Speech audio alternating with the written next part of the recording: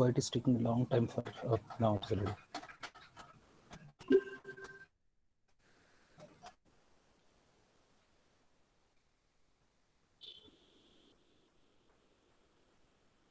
In positive interactions, at least one organism should be benefited, whereas in negative interaction, at least one organism should be lost or harmed by the other organism. That is basically this is also called as negative interaction is also called as antagonism, because one organism is inhibiting the growth of other organism. It is basically four types. Antagonism is four types. There is amenalism, competition, parasitism, and predations. And there are very well known and very being practiced.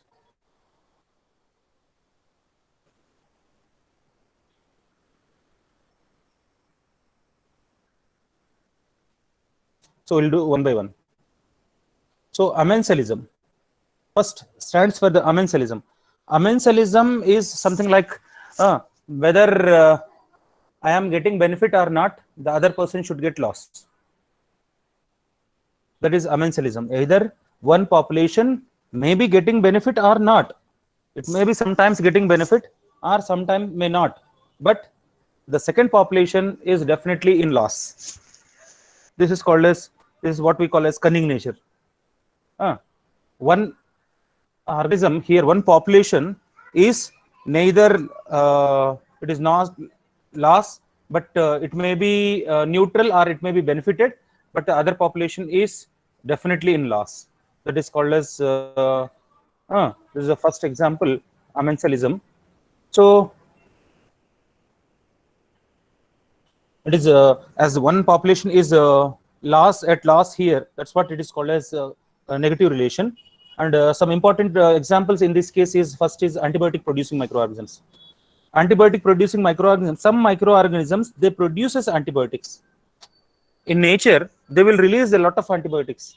And these antibiotics, some of the microorganisms which are there surrounding to them, they are susceptible for these antibiotics. As they are susceptible, these organisms are getting killed.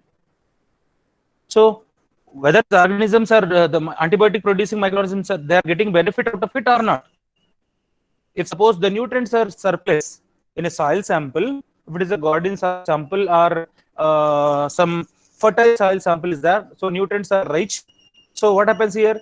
This antibiotic producing microorganisms, it produces antibiotics. So what happened? The bacteria which are available around, they get killed, isn't it? So here what happened? Is there any advantage for the antibiotic producing bacteria? There is no as such, because nutrients are high. Even though that bacteria which got killed, even though it is surviving, there is no much problem. But if the nutrients are less, what happened? If this bacteria, antibiotic producing bacteria, if it kills the surrounding bacteria, so it can have surrounding nutrients also. It can have the surrounding nutrients also. So what happens here? The antibiotic producing bacteria, sometimes they may not be advantageous to kill the surrounding bacteria, but sometimes it is advantageous in order to consume the nutrients which are there in the surrounding also. So see, the surrounding bacteria are being killed, so negative loss is there for them. There is a negative impact on the surrounding bacteria, whereas these bacteria, the antibiotic producing bacteria, it is it may not be advantageous sometimes it may be advantageous. So this is amensalism. That is one example. So the second example is siderophores. Siderophores, do you know what is the siderophores means? These are small proteins. In fact, it is hyphae like structures, it is vesicle like structures which are being produced by some bacteria, and these siderophores are producing metal ions. It is capable of chelating the metal ions. Are there copper siderophores are there, and different siderophores are available for different types of metal ions. We have different siderophores. Siderophore is a protein vesicle small vesicle which is produced by the bacteria, and it captures the metal ions and it gives to the plants. It gives to the plants. So these plants are having a capacity to absorb the siderophores. So what happened? This when the plants are absorbing this, it is actually siderophores are very much essential for the plants for absorption of certain heavy metals, certain metals, especially iron. Okay. Generally, siderophores will bind in the form of ferric ion, and it is having high affinity towards the ferric ion, and it is having less affinity towards the ferrous ion. And this, whatever the bound ferric ion is there with the siderophores, that will be taken up by the plants, and this ferric ion is made available for the plants for its metabolism. So what's wrong when it is helping some plants? Huh? See, the iron metal ion in that area, that is made deficit now.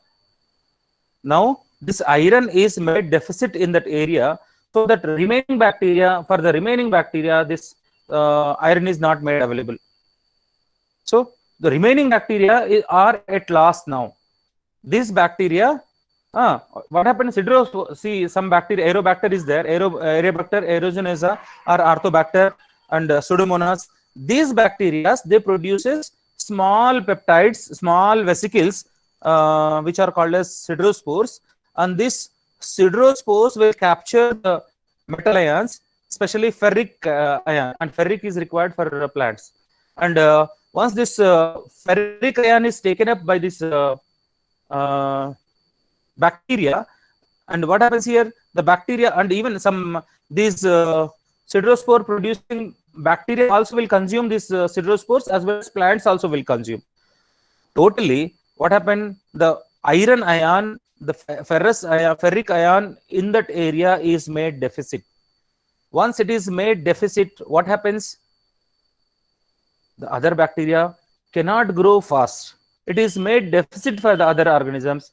So we are doing a loss. This bacteria by siderospore production, it is making the loss for the remaining bacteria. That is the problem.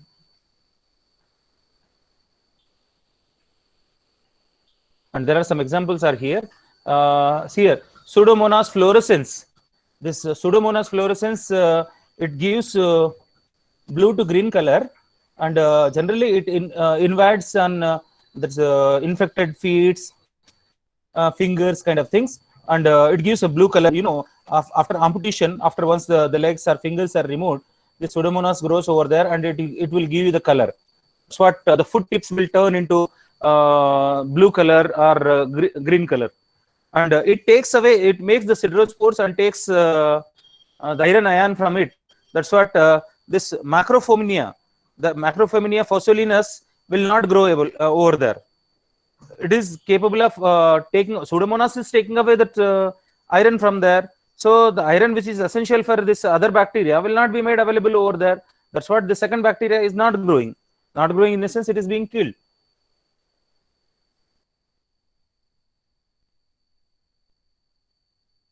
You can see this one. This is the Pseudomonas aeruginosa. This central dot is Pseudomonas aeruginosa. This is Pseudomonas aeruginosa. This is the bacteria Macrophomina. Macrophomina. So what happens here? This Pseudomonas fluorescens, because of it is capable of doing producing the siderospores. These siderospores will be absorbing the iron available over there. Once the entire from this intact area that is taking away, and this Macrophomina could not able to grow in the area where the iron is missing, and the remaining area only it will be growing. So see here, there is a clearance, the clearance zone. This is a clearance zone. Only Pseudomonas is growing over there. This Macrophomina is not growing because the siderospores which are being produced by the Pseudomonas are taking away the ferric ions, and that is not made available for the Macrophomina. That's what it is not able to grow over there. This is a amencelism. Okay, this is the first type of negative interactions. Okay, there is one more reduction, and Some bacteria produces ammonia. Some bacteria produces ammonia, and this ammonia is harmful for other bacteria. Ammonia is harmful for other bacteria. Like this ammonia is released due to proteolytic activity, amino acids and proteins digestion. And this example is Nitrobacter. One of the best example is Nitrobacter. Nitrobacter will release a lot of ammonia, and that will create a lot of inhibition activity on the surrounding bacteria. So these three examples are there. Just you can remember. One is antibiotics, siderospores, ammonia. These three examples you can remember under the category of amensalism. Second, where is the competition? Okay, we'll see later. Competitions. What do you mean by competition? Generally, the bacteria which are growing in one area, they will be having common resources like food, shelter, water, and even if it is a light, if it is required, all these resources are common for them. Generally, if you are talking about organic, inorganic, whatever the requirements are there, these bacteria will be competing with one another. One will be fighting for the food for other. Right. So see, suppose autotrophs are there. Autotrophs are there. If you remember, like I think you people only, you have grown in Bristol's media, you have grown the algae, and we have incubated the algae in an aquarium on outside our department. Now you can, huge growth is there. See, at that time, actually 3-4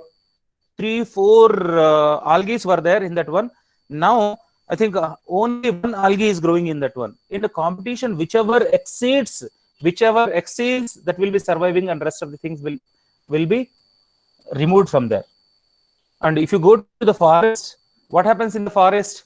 The tall plants which are capable to get the sunlight, they will be growing easily, and the plants which are there at the base, the short plants are either they will become creepers, or they have to diminish from there. So in this competition, generally competition, one species dominates other things. But see, if both the species are same, if suppose you are looking at competition between E. coli only, we have seen in the beginning the interaction between the same species.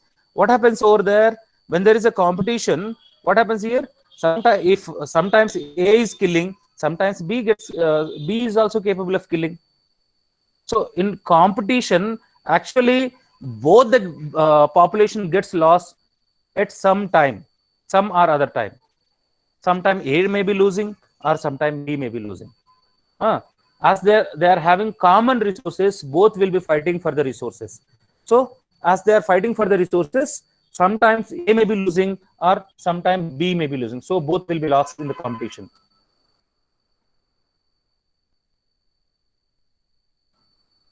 Here, saprophytic competition is explained here. Rapid germination towards the source of suitable nutrients takes place. Appropriate enzyme for the degradation process. Secretion of fungistic and bacteriostatic compounds and antibiotics will be taking place here. Like how competition is taking place, that's what I am asking. I am explaining over here. The competition takes place. One could be rapid germination. One could be enzymes production due to rapid degradation. Third could be production of antibiotic or antibiogram, like fungistatic and bacteriostatic substances. And third could be tolerance to the fungistatic, like other bacteria is producing some fungistatic substances. So this should be in a position to tolerate it. Then there is a possibility of competition. Competition can be explained very well in forest, like animals. There is a fight in between the animals. Sometimes even the weak animals also wins the race. It does not mean always the stronger animals wins the race. Okay. Now parasitism. Parasitism is, see, parasite is going to damage the host at any cost. There is no one kind of situation here. In parasitism, parasite is going to damage the host maybe it's metabolism, maybe it's growth, maybe the viability also.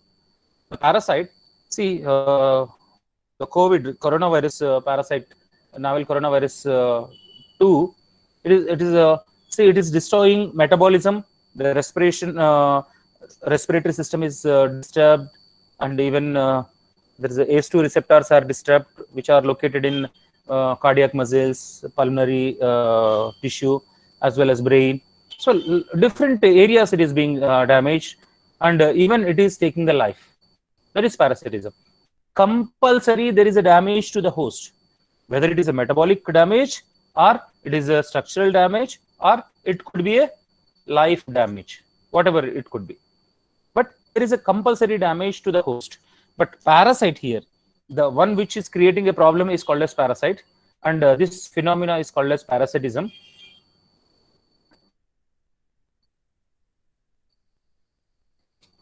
So here, generally, parasitism, generally, this parasite tries to be with the host for a longer period. It tries to be with very long period. See, in case of COVID virus, it is a week to normal viruses does not survive more than 1 week, 10 days. And but there are some exceptional cases. This COVID virus was reported even positive, even for several weeks. But normal reported time is 5 to 14 days. 5 to 14 days it will survive. 5 days is not a small time. It's a very long time. And basically viruses are obligate intracellular parasites. They cannot survive outside, they cannot grow, they cannot replicate outside, but once they comes inside, they will be growing. And not only this, there are several parasites examples. Amoeba is there, entamoeba is there. Sorry, not amoeba, entamoeba. Entamoeba histolytica, Treponema pallidinum, and many our pathogens are there. Salmonella typhi and Vibrio cholera.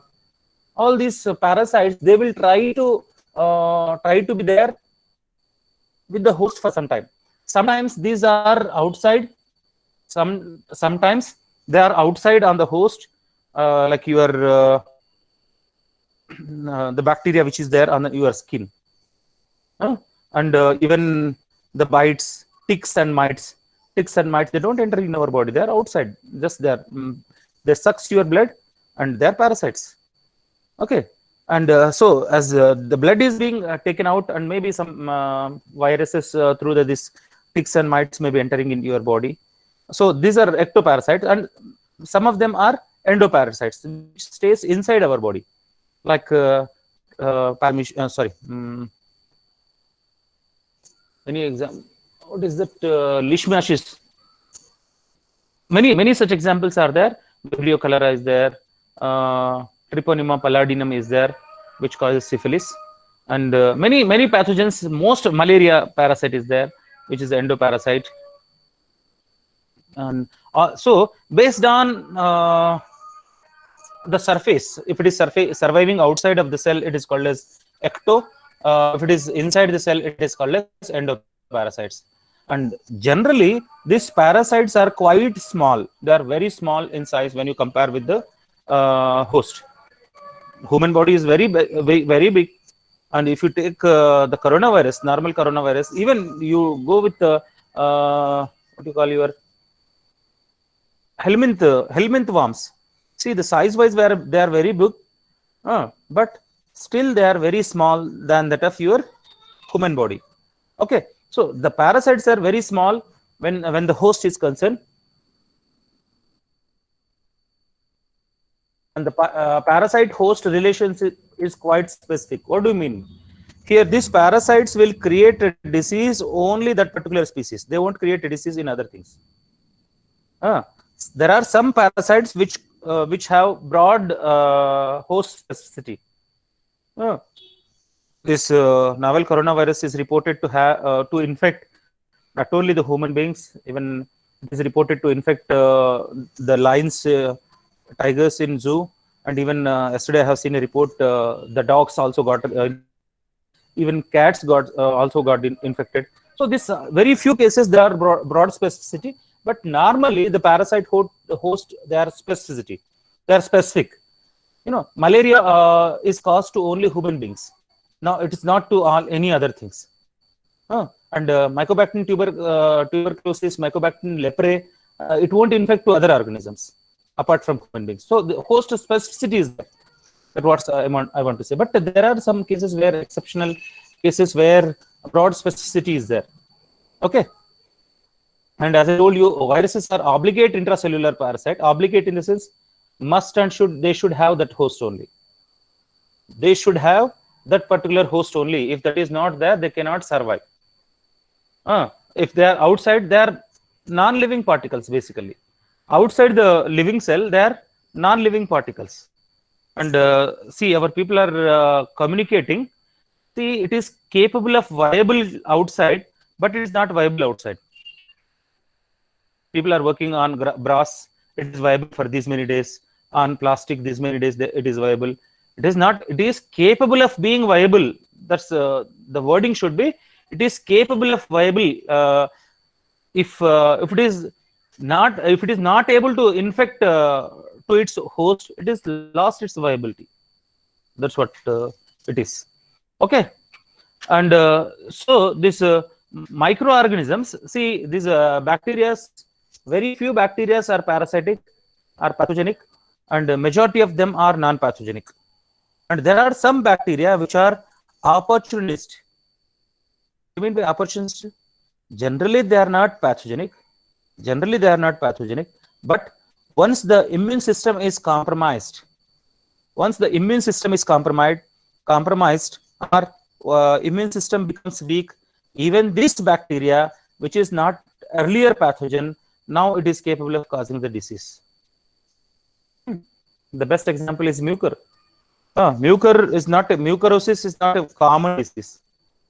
It is not everybody will not get the mucor disease. From childhood you must have seen this mucor is growing. But this now, because of after the post-COVID situation or during the COVID situation, lot of this mucorosis cases are being witnessed. Why? This is an opportunist pathogen. This is the opportunist microorganism. So earlier, the one which was not creating a disease, now it is capable of causing the disease. Okay, this is something maybe a dramatic field which is going to develop in the future, which you can, in fact, you are young researchers, so you can work on this line. Okay. Second, there are some parasites. These are the microorganisms itself. They will create a disease to other microorganisms, not human beings, not to the plants. They will create the disease to the other microorganism itself. And this phenomena is called as hyperparasitism. This is called as hyperparasitism. These are the microorganisms. They causes the disease. They kills the other pathogens. They kills the other pathogens. That's what they are called as hyperparasitism. The example is here for hyperparasitism. There is a Gomamonas graminis, a pathogen of wheat plant, which creates a disease called as take-all. There's a take-all disease. Basically, it is a fungi, and it is called a disease of it.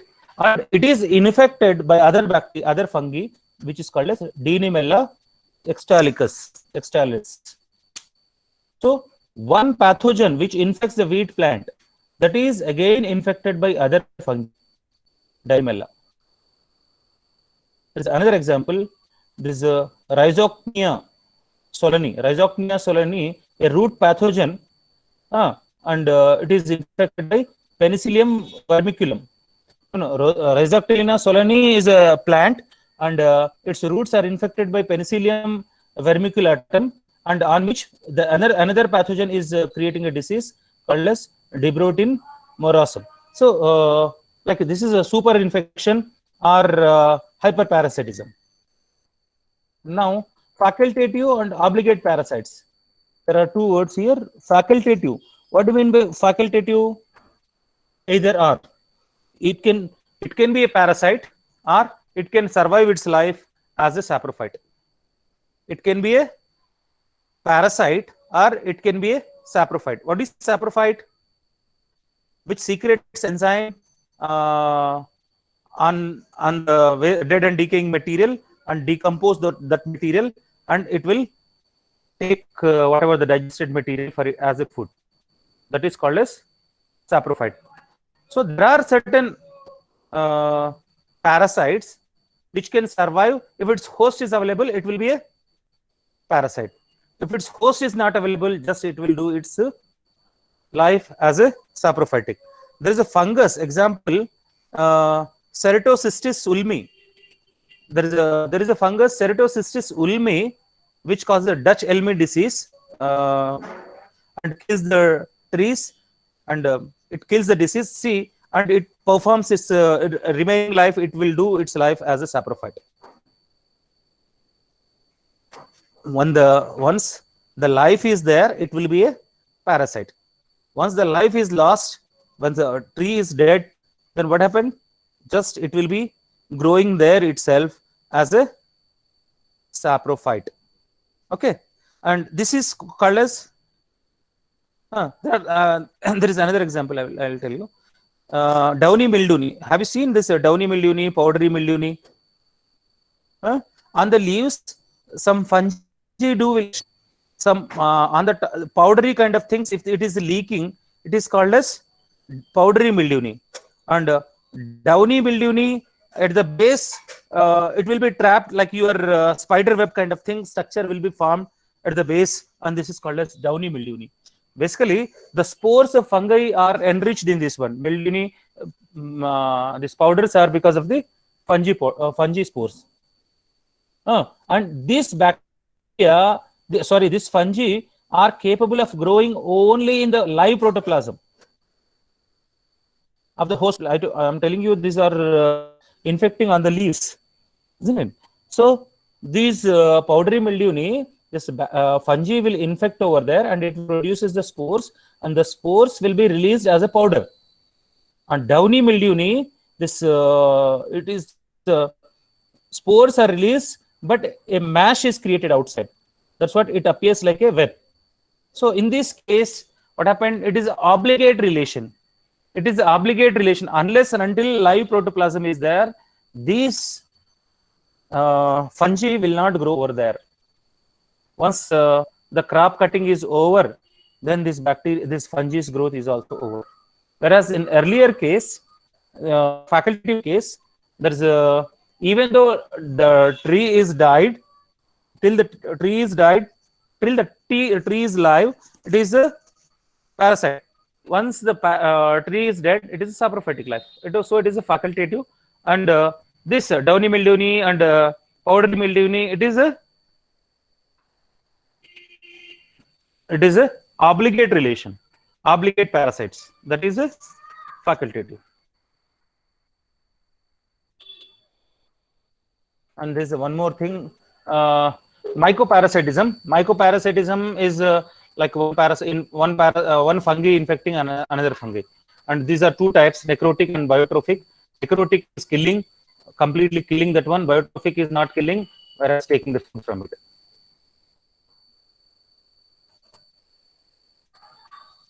One second, I think one is missing.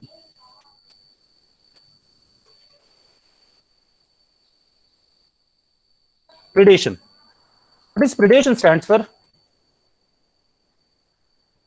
Predation, like in a population, invading species will come. Invading species will come, and it will either damage there itself or take away the what you call this local species from that area. That is called as predation. Like eagle is there. Eagle is not in that particular pond ecosystem. So it comes from away, and it takes one fish or frog from that pond ecosystem, and it goes away. That is the predation. And how to explain this in case of microorganisms? There are certain strains which are called as killer strains. Killer strains. Even yeast also we got killer strains. Paramecium, you must have heard about this killer strains. killer stains, it is there in paramecium also. So what happens here? Normally, in a population where the normal population is growing, they will be growing by themselves. There is no effect of other bacteria or something. But here, once the killer stain enters into it, it releases certain toxins. It releases certain, even yeast also we got this one, and even paramecium is also we got, even verticella we got this one. So once the toxins are released, this creates the lysis of the remaining cells. Once the lysis occurs, then what happens? Nutrients are released outside, and these nutrients are consumed by the killer stains. Basically, it is a carnivorous kind of metabolism. It is a carnivorous kind of metabolism. So these are four types of negative relations, negative interactions. Generally, negative relation is also called as antagonism. There is amensalism, where one is definitely loss and one could be benefit or loss. Second, competition. In some condition, both are at loss. Parasitism, what happen? Only one loss and one is at benefit. Parasitism, predation. Here, parasitism is taking place at the same place, whereas predation is taking place at the outside. This is about microbial interactions. What we have.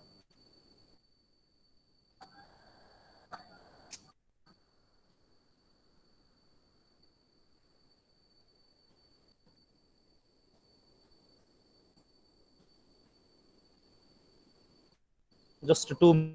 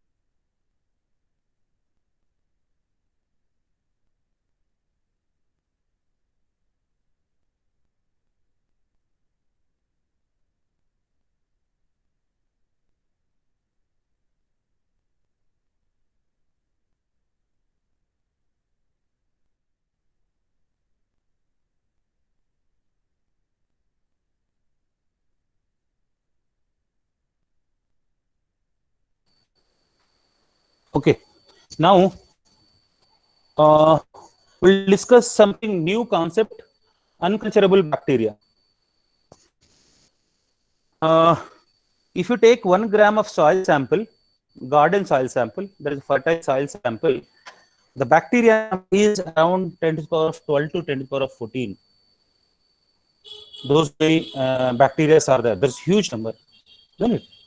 And is it if you isolate the genomic, you take 1 gram of soil sample, and it is if you isolate the genomic DNA from it, then it represents almost 100-fold more. Suppose the bacteria is 10 isolated, and the genomic DNA represents for 1,000 bacteria. What does it mean? Can somebody help me out in this one? Deepak.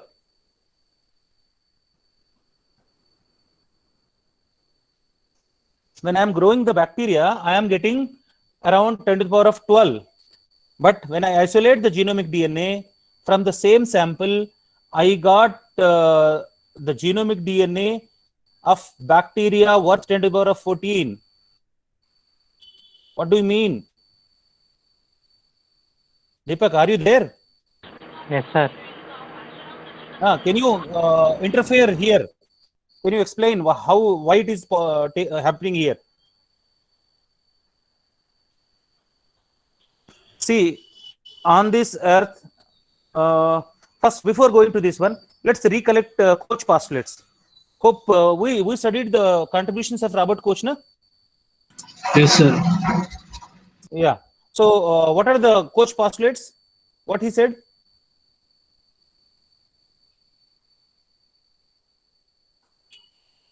What he said? What are the Koch postulates? Inka first semester exam kuda kaaledu. Organism which causes the disease should be present in all hosts, and it should show the symptoms. Okay. Then? And it should be cultured outside the host, away from in the laboratory. Yes, in the laboratory. It should be grown in the laboratory. Okay, next. And again, we should inoculate into the another host, and it should cause same symptoms which were caused previously in that host. Okay. Next. Again, we should isolate. We should be. We should isolate that bacteria in the laboratory. Okay. This is about Koch postulates. Actually, these are the golden stones, golden remarks for medical microbiology. Still today, we follow it as a golden standard in medical microbiology. But here now, whatever we are discussing, in a garden soil sample or any soil sample, if you are getting X number of bacteria, and by isolation technique, whatever the Koch postulates is concerned, and when you do the genomic DNA isolation, total genomic DNA isolation from the soil sample, this genomic DNA represents 100 times to that of X. That means to say that only little amount of bacteria which is there in the garden soil sample we are able to grow. Only little proportion, that is almost 1% or less than 1% we are able to grow. Remaining 99% of the bacteria we are not in a position to grow. So that bacteria is called as uncultured bacteria. That bacteria is called as unculturable bacteria or uncultured bacteria. It is a bacteria. It is growing in the environment. It is doing its activity. Whatever the bacterial functions are there, it is doing its bacterial functions, but it is not growing in the laboratory conditions. It is not. See, many bacteria, the people are trying to grow many bacteria, and especially certain environmental conditions, like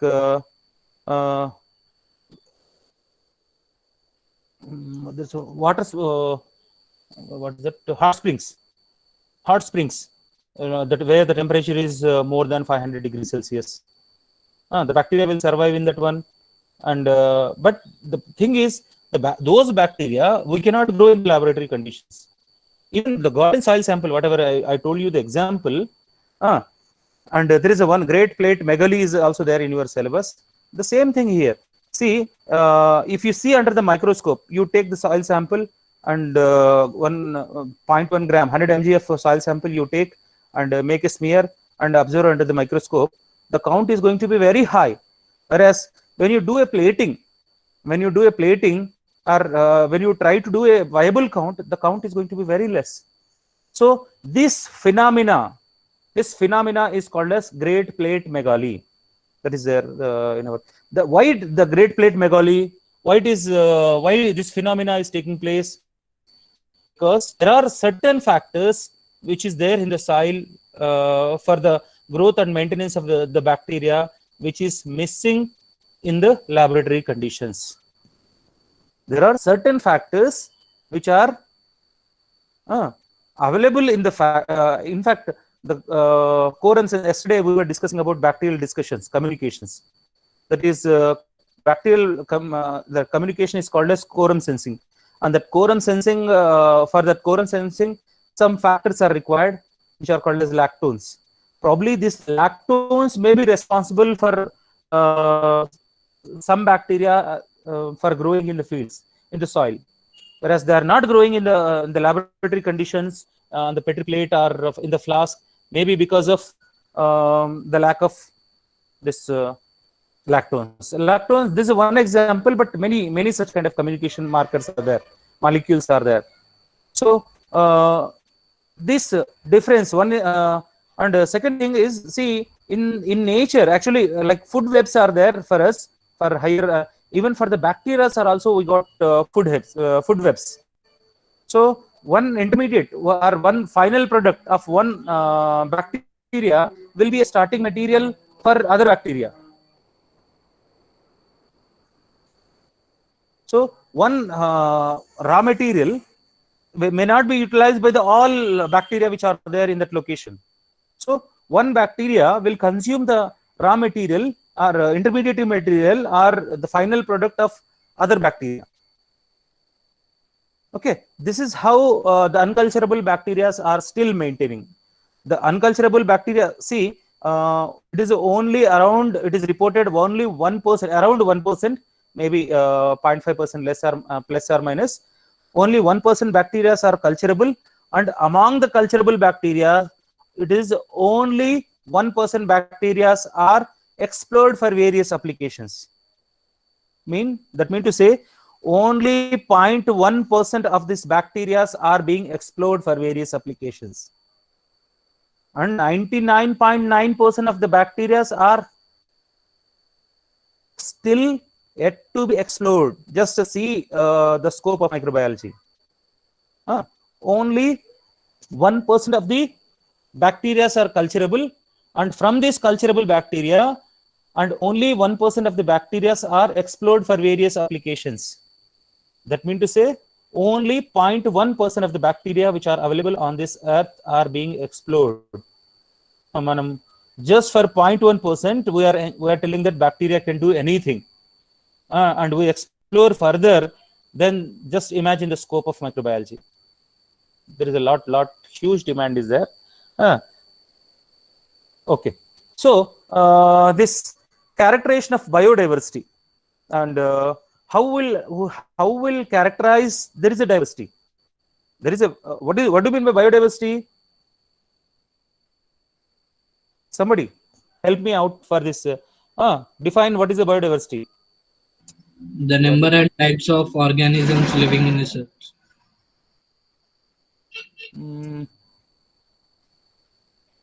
Akhila.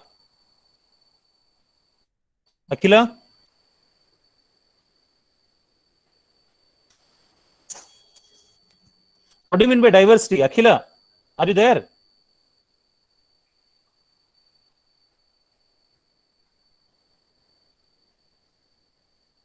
Akhila?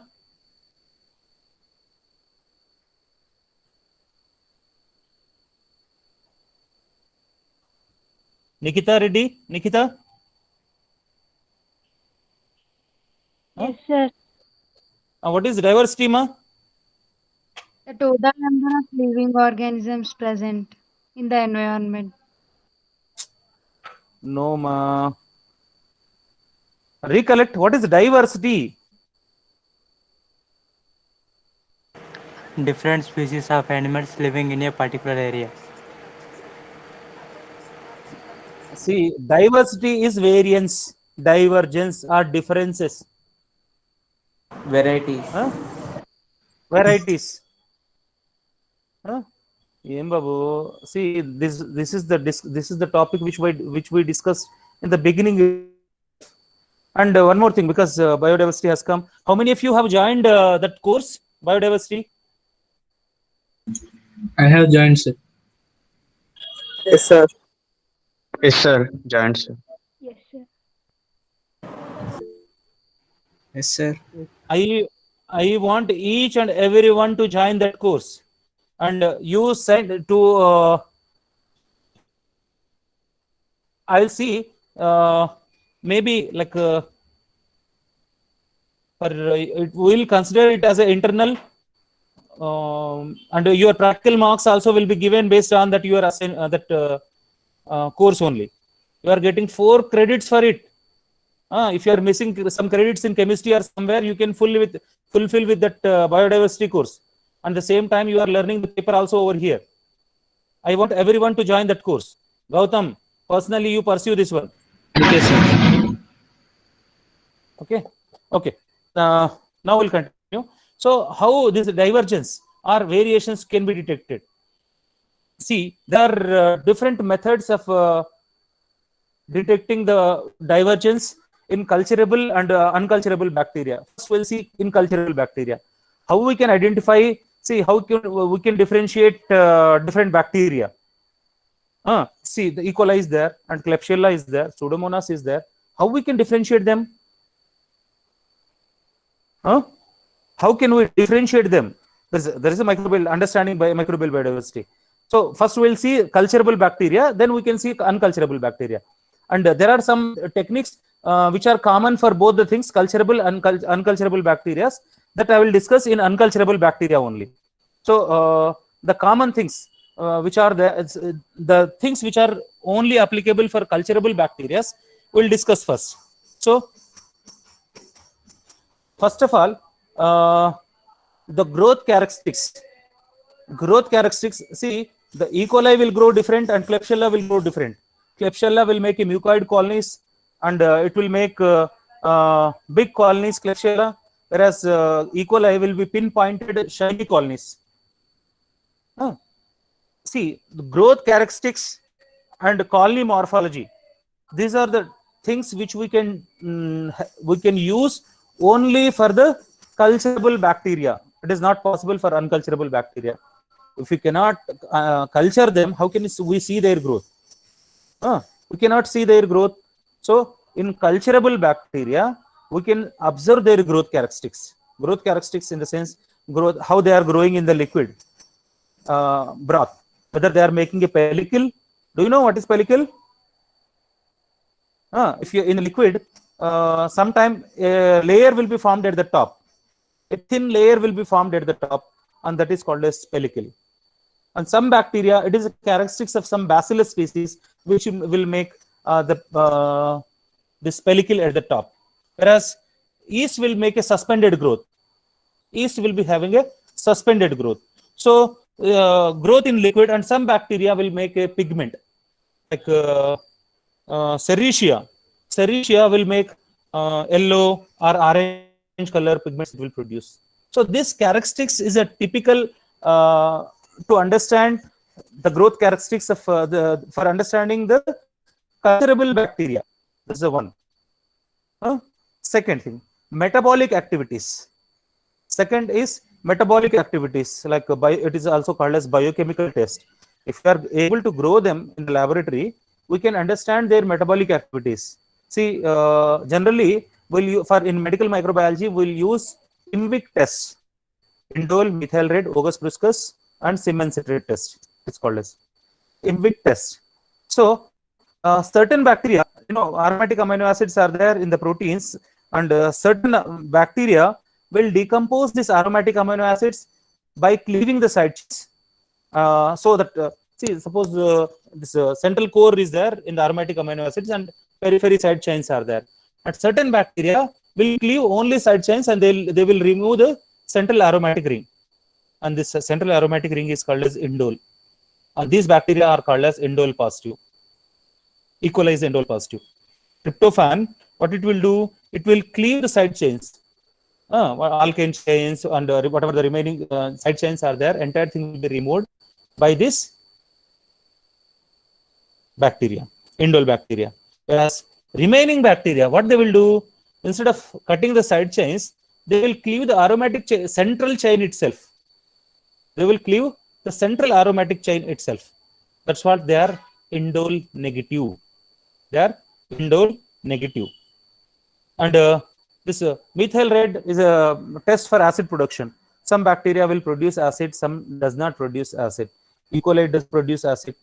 And second is IMVIC, indole, methyl red, August Proscus. August Proscus is a test for determination of estrins. Estrins, actually these are amines. Once if a bacteria is producing acid, it won't produce amine. If it is producing amine, it won't produce the acid. So this is one of the biochemical characteristics. These biochemical tests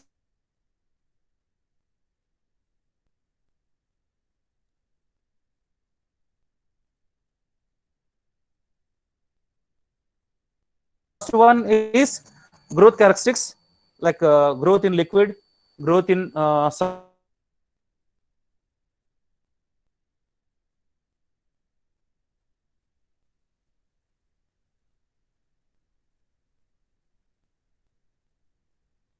growing based on their differential metabolisms. Different bacteria will be having different types of metabolisms. They will be having different types of metabolisms. So I think some gentleman is joining now. No one.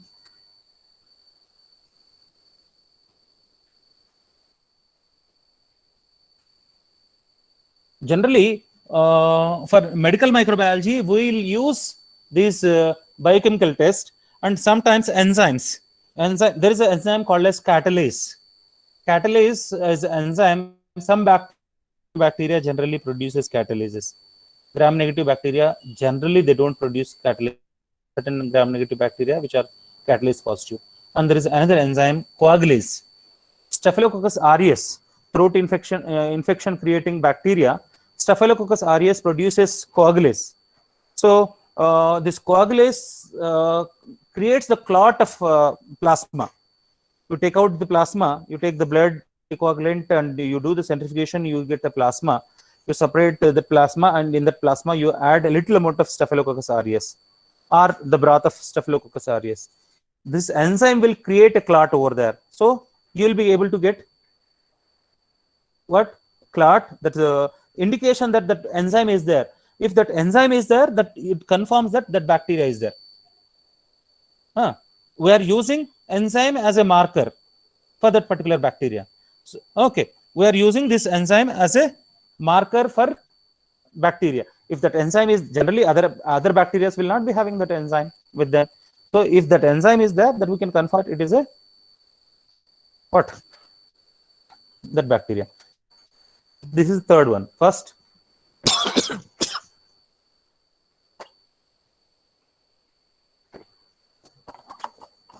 understanding microbial diversity in culturable bacteria, just I am discussing.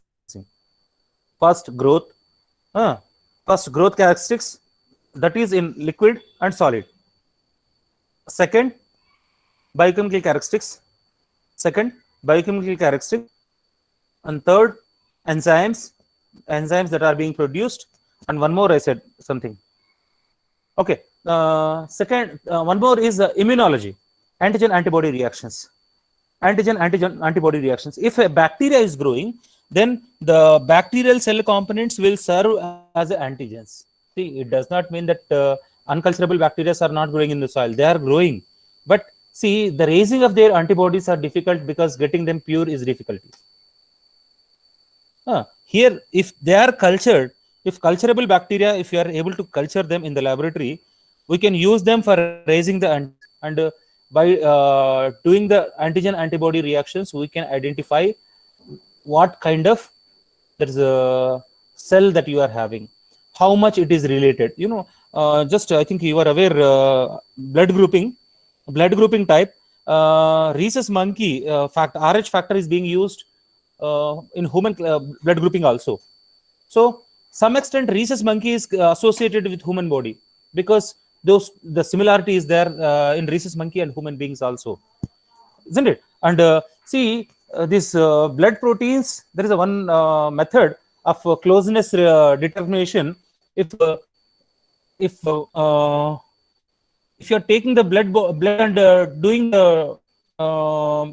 if you are mixing the two bloods, if the precipitates are taking place, that indicates that those organisms are closer organisms. If the precipitations are not, antigen antibody reactions are taking place, they are closer. If the antigen antibody reactions are not taking place, they are very far. If you take a frog blood and human blood, if you try to do the mixing, then that does not get precipitated because the antigen antibody reactions are not taking place there. There are some sort of relatedness. There is some sort of relatedness over there. If then what happens, they will share the antigenic nature. If they shares the antigenic nature, then there is a possibility of precipitation over there. Okay, so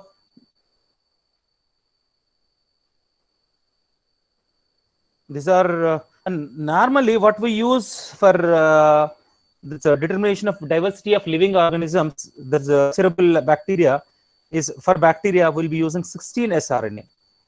16 sRNA. Actually, 16 sRNA is very much conserved.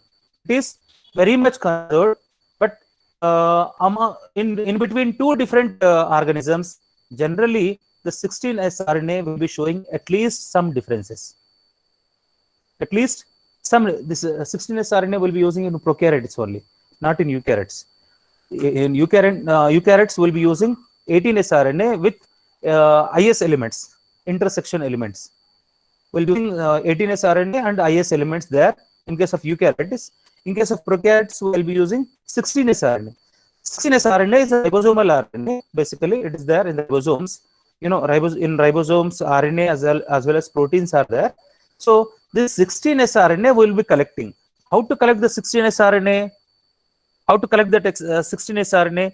Actually, 16 are one way is we'll be collecting the 16 sRNA and we'll be converting it into DNA, and the DNA is sequenced.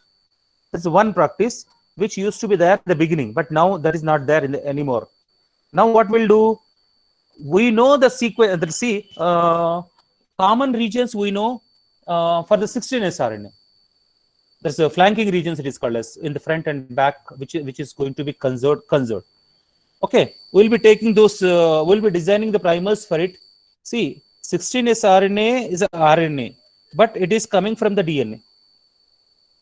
Do you agree? It is a RNA, but it is coming from the DNA. So the same sequence will be there in the DNA itself. Genomic DNA also, there will be a same sequence. So what we can do? We can design the primers. And we can do the PCR for the genomic DNA. So what we'll do here, we'll culture the bacteria, for culturable bacteria, I'm talking to you. We'll grow the culturable bacteria. Then what we'll do, we'll isolate the genomic DNA and we'll design the primers for this 16S ribosomal RNA, and we'll amplify it. We'll do PCR, we'll amplify it. Once the amplification fragment is there, it is sequenced. And once the sequencing is done, whatever the data sequence that you got will compare with the existing microorganisms. And if close the relation with the existing microorganism, it is closely associated with it. It is closely related to it. So it is phylogenetic trees will be constructed. 16S RNA phylogenetic trees it is called as. If close the relations among these two organisms, they will be closely located in that area. Suppose orangutan is closely associated with man.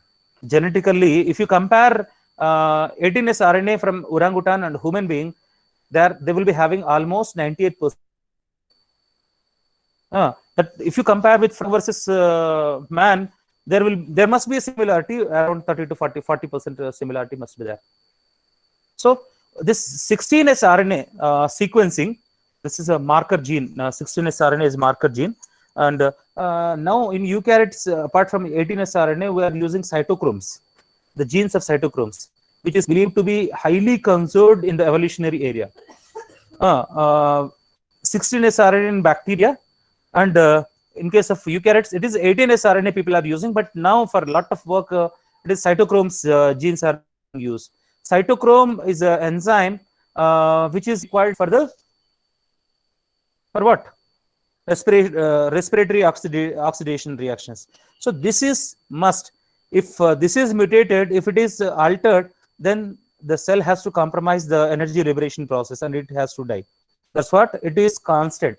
So we are supposed to take genetically stable markers.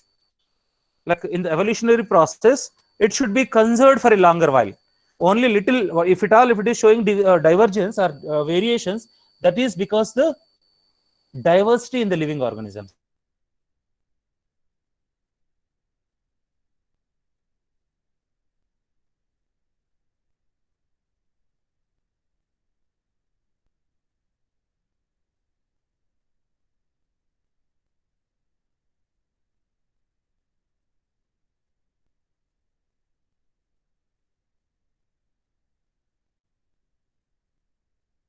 Markers, this membrane markers. Membrane markers, see, actually membrane fatty acids, you can say. Culturable bacteria, the membrane fatty acids are unique for type of bacteria. It is a uniqueness. One type of bacteria will be having specific esters in that one. And generally what we'll do, we'll extract the cell wall, and it is methylated with methane gas, and this methyl esters are separated by gas chromatography. And this entire technique is called as FAME, and this membrane fatty acids analysis is a very unique to identify the bacteria, and to separate the bacteria based on the divergence. This is this feature we come across in only culturable bacteria. For this one, actually, if you want to do the membrane fatty acid analysis, you should have a pure culture with you. If it is a mixed culture, then there is a possibility of different types of fatty acids. You cannot do this membrane fatty acid analysis. So for this one, you should have a pure culture. To have a pure culture, it should be a culturable bacteria. It should be a culturable bacteria. Unculturable bacteria cannot do this membrane fatty acid. It can be done, but there will be a mixture in that one. So you cannot correlate because of this fatty acid, this bacteria is there. So these are the few characteristics that we can do for the culturable, even toxin, detection of toxins. This is a uniqueness. The presence of toxins also indication for the identification of bacteria. You know, diphtheriids and diphtheria. Diphtheroids, they don't have the toxin in them, whereas diphtheria, Corynebacterium diphtheria, it is having the toxin in it. And many such kind of, if the phage infects with them, they will have a toxin. If the phage does not infect, they don't have a toxin in them. So these are, I hope you are listing them out. One is growth, liquid growth, solid growth. Second, biochemical activities, different biochemical activities. Third, biochemical markers. There is enzymes. That's unique enzymes are there with them. And next, immunology. Based on the specificity, we can identify them based on their immunological activities. Then next, based on the toxin production, we can differentiate the culturable bacteria from the other bacteria. Culturable bacteria are differentiated into different strains or species by using this. And the most important thing is 16S RNA. 16S RNA sequencing. These are culturable bacteria. Now we'll see unculturable bacteria. How they are surviving? They are not unculturable in the laboratory, but they are growing in the soil. But they are growing in their habitats. There is what hot springs are there in even the Arctic regions, Antarctica regions, then desert regions. These are surviving. They are growing over there. But their growth rate probably may be less, very less. Their growth rate must be very less. So they are not that easy to characterize. They are not that easy to characterize. First of all, if you want to do see, genomic characterization is the best method. Here, whatever we do in case of culturable bacteria is one is 16S RNA or genome sequencing. These are the things that we do. But for uncultured bacteria, how to get a genome? How to get a genome to you?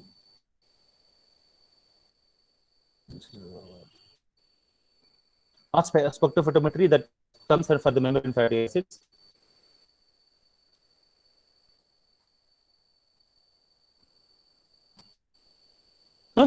So, how you will get the DNA? DNA is required for the characterization. So, what we'll do normally, metagenomics are constructed. Metagenomic libraries are constructed. You know, there are some plasmids. Plasmids are circular, small, circular, self-replicating, double-stranded DNA, which can grow inside the cell by itself. That is plasmid. In recombinant DNA technology, rDNA technology, what we'll do, we'll cut the plasmid and we'll keep the gene of our choice and we'll try to express it. Like insulin, you take the example of insulin. Insulin, like the gene of insulin, not human, porcine, that's a pig gene is collected out and that is kept in the plasmid, and that plasmid is inserted into yeast, and that yeast will produce a large quantity of that insulin. And that insulin we are getting for diabetes. Okay, so here just I want to introduce you the plasmid. So the plasmid is a double-stranded self-replicating. Self-replicating in the sense it will replicate its own. It may not require host machinery for its replication. It will do its own replication. That's one. And it is a small, so it can occupy. It can take foreign DNA into it. So what we'll do here. In the beginning, when I started this session, I told you the genomic DNA isolation from culturable bacteria and uncultured bacteria. Genomic DNA can be isolated from even uncultured bacteria also. If there is an entity, we can isolate from it. What is wrong in it? So, what we'll do, the isolated genomic DNA is made into fragments, bigger fragments, in fact, not short fragments. This made earlier we used to use mechanical sharing. Mechanical sharing used to be used for cutting this genomic DNA, and this genomic DNA will be trapped inside. It will be fixed inside the plasmid DNA, and it is sealed. It is sealed. Now, this generally, if you are collecting the bigger fragments, there is a possibility of getting the entire DNA of uncultured bacteria into the plasmid. The possibility of missing some genome is less if you are using larger genome sizes, larger fragments.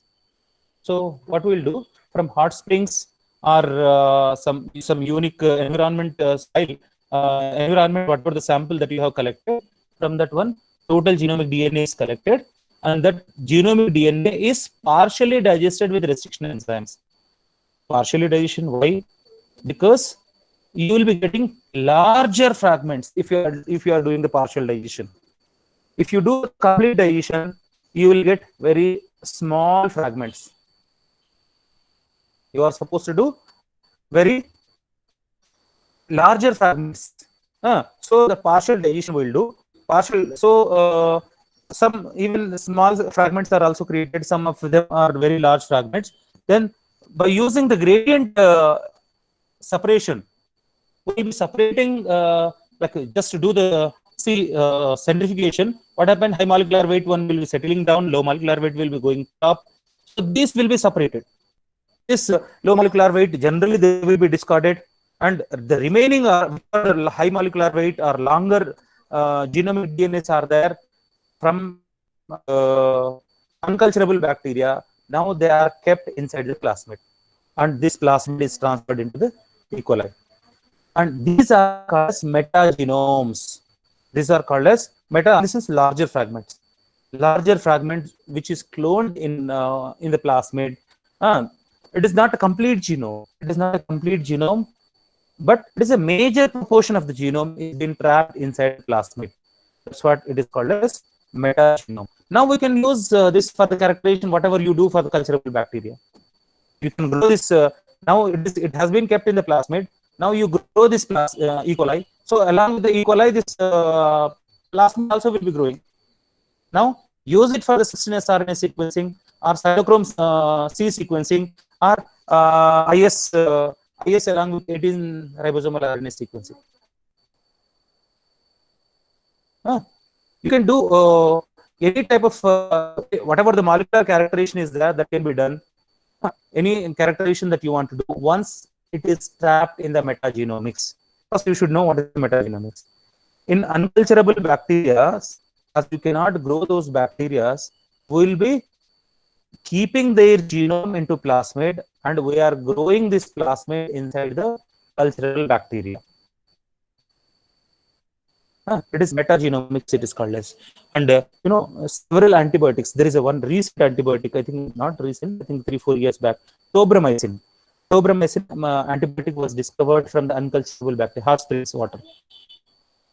Hot spring water, from high temperature water, the genomic DNA has been converted into metagenomics, and that was screened for the products, and it was giving tobramycin. So many products are yet to come in this way. There are many unculturable bacteria, and from this unculturable bacteria, we should get lot of compounds in it. Okay, so first of all, to characterize them, first you should trap them in a metagenome. Then we should do the characterization. So how to do the what are the different methods of characterization? So biodiversity we are supposed to detect. We are supposed to detect whether they are similar or different. That is characterization. So one is temperature and denatured gradient. Temperature and denatured gradient. Normally, this is based on the GC content. Based on the GC content, gradient electrophoresis takes place. Gradient electrophoresis takes place based on the GC content. Generally, unculturable bacteria will be having more GC content. As they are having more GC content, they require more temperature, more energy in order to separate. Okay, so this is one method, gradient electrophoresis, temperature gradient electrophoresis, which we use. But the same thing can be used even for the culturable bacteria. Culturable bacteria also we can use this technique. But generally, this is not preferred for culturable bacteria, and it is highly preferred for the unculturable. See, whatever the genome that you have kept inside the plasmid, to that genome only we are doing this electrophoresis. That's what it is specific for the unculturable bacteria. And what else? RFP, restriction fragment length polymorphism. Restriction. Some restriction sites are there in the genome. In the genome, some restriction sites are. Do you know what the restriction site? The site where the restriction enzyme cuts the DNA. That is actually, this is the principle of DNA fingerprinting. This is the fingerprinting. And here what happened, as the variations are there, these sites, restriction sites gets modified. Even the one base, see, for EcoR1 is one restriction site. For one, GAATC must be there. GAATTC.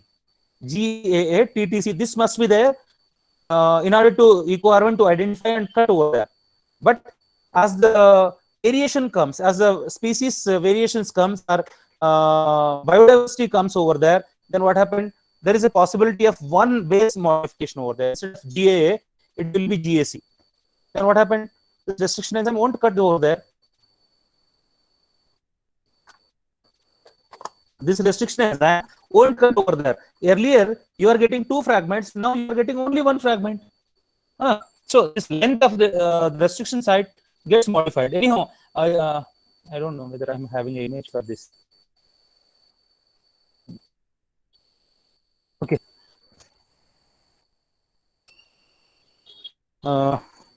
Okay, this RFLP, whatever the sequences are there that we have collected from the unculturable bacteria, we can do the RFLP and we can differentiate those organisms.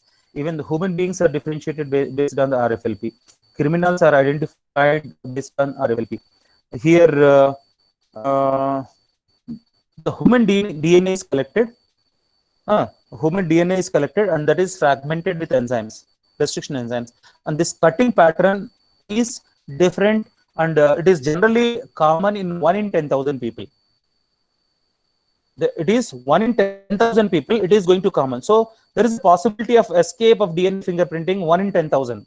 Otherwise, all rest of the people having unique signature, this restriction fragment, the cutting patterns of DNA is different. My DNA cutting is different and your cutting pattern is different.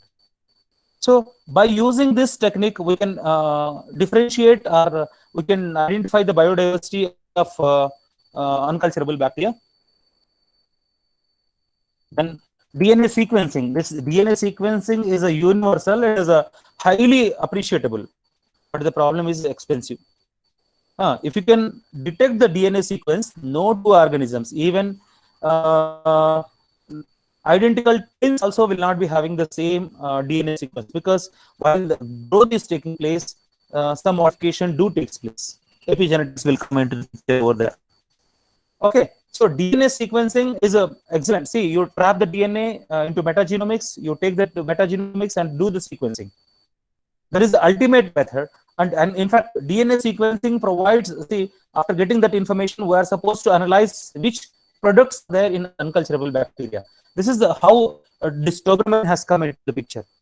Tobramycin, that strong antibiotic, there's still, like see, antibiotic like resistance was discovered for several antibiotics, but so far no antibiotic resistance was discovered for this tobramycin, excellent antibiotic. So this is a excellent thing. Then stable isotope probing. See, this is a characteristics of growth. This is a typical characteristics of growth. See, based on the carbon source that is being used, the organisms are classified. So we'll take the C13 radio labeled C13 sugar and we'll incorporate into the environment, and based on its consumption and based on its end products, we can identify whether hexose metabolizing bacteria are there, or pentose metabolizing bacteria are there, or oil metabolizing bacteria are there, or what type of bacteria are there. We can able to tell based on the isotope labeling or radio labeling, it is called as. But this is a very expensive and not much preferred. It is about characterization of culturable and unculturable bacteria. And great plate count megaly is there that we'll discuss in the next class, along with, see, I thought AFLP and 16S RNA to explain with some graphics that I will do. I'll prepare some PowerPoints and I will show you in the next class. Whenever the next, probably whatever the next class is there, that I will do. So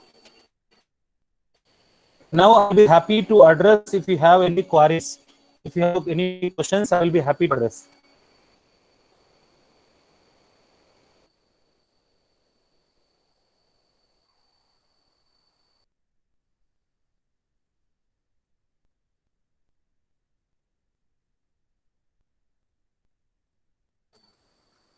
Yeah.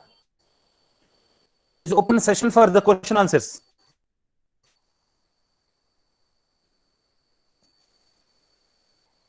Please refer textbook, this whatever the molecular terms Yeah, because I'm not going in detail because you people are maybe following or may not be following. So I will repeat this session again.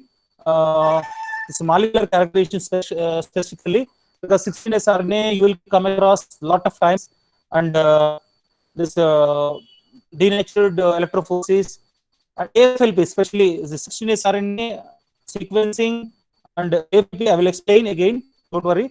But meanwhile, just you go through the textbook. It is whatever the content is given in the textbook, try to follow. Now it's open for question answers. Pavan, Sir. yeah. Any questions, any doubts?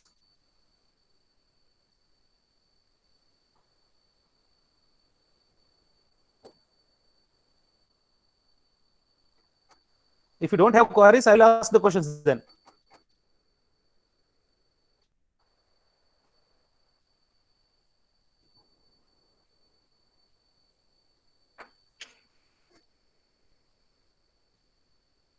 Deepak,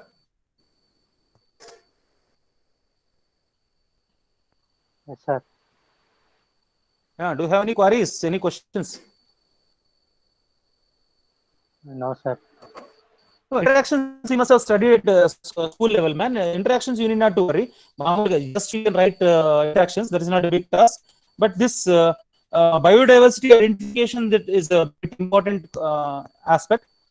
Please be serious, and if you have just go through in the textbook, and if you have any queries, let me know. We'll discuss in the next session. Especially molecular methods. Whatever the molecular methods, the AFLP and 16S RNA and that's phylograms construction, these things are very important.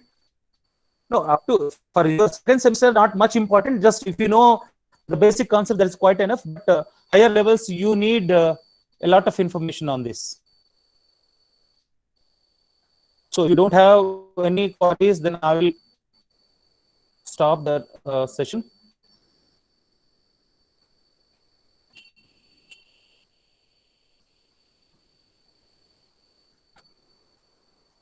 So